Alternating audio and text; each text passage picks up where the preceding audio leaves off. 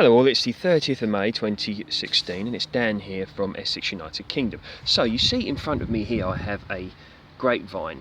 Now many people are asking me the question of should you feed your grapevines, and many of these are coming in on my video titled How to Grow Grapes in Pots. Now I'm very grateful for people viewing this video. It's got over 6,000 views now, so obviously it's been well received, so thank you very much for that. So this variety here is Lakemont Seedless. Now I took this cutting probably about, it's either last year or the year before, I forget exactly. I should be aware, shouldn't I, but never mind. So you can see it's taken well. It's very solidly in there, and you can see it this year, this lovely lush green growth that's coming up from here, there and there, like that. Now Lakemont Seedless, great variety, does really well in our climate, especially against a south-facing wall or fence such as this one here. Unfortunately we don't have much sun today due to the weather, and it's rained quite hard as well, but that's good because it's giving everything a good water. So I haven't fed this at all. Now I put this in the ground late last year when the vines were dormant, and you can see just how lush the growth is, and I've not fed this once. In fact, I didn't even feed it when it was in the pot that I took the cutting initially in. I would however say if you're going to keep your grapevines in a pot, then you would be best to feed them with something like a tomato feed, and they will do well with this.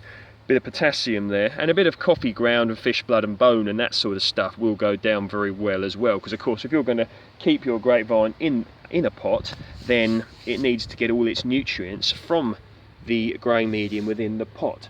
Now if you're going to grow your grapevines such as, I'll just show you another one here, as you can see. Now once again this has never been fed once, and you can see how well established this is here. I didn't put this vine in. It's a nice fruity grape with seeds, and you can see just how lush this growth is here and how lovely these little bunches of grapes are. So it's very good. And so the fact that this has not been fed once does not appear to have impeded its growth somewhat. And this was pruned very hard by myself in the winter period. So you can see it takes up 2 fence panels, and had I not pruned it, it would have taken up a lot more than that.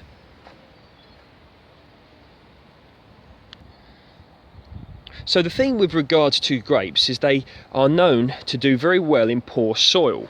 Now the reason for this is the fact that grapevines are very, very deep rooted indeed. Their roots will go down very far in order to find water and nutrients and things like that. This is one reason why they grow so vigorous and they are so hardy.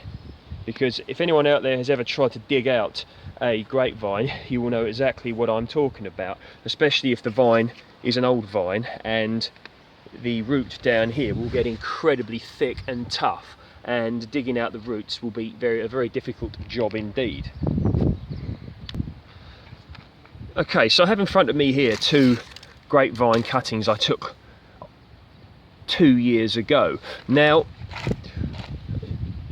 you can see the lush green growth that's coming up from here like this, and this one here. Now I've forgotten about these, to be honest. I had them in amongst a load of shrubbery. I found them and I'm amazed that they're still alive actually. The problem is when you're quite a busy gardener like I am, you do forget things, so you need to make sure you keep them very safe indeed. But this is yet again another example I'm going to use of a grapevine's hardiness. So you can see this bit here has died, but this bit is still here. Now what I'm going to do is pot these up into a growing medium of horse manure, fish blood and bone, a little bit of Growmore maybe, some coffee ground, and maybe a little bit of tomato feed in a pot with a hole in the bottom for drainage. This is what we want to be sort of thinking about, because I may move these vines to where my new project is going to be.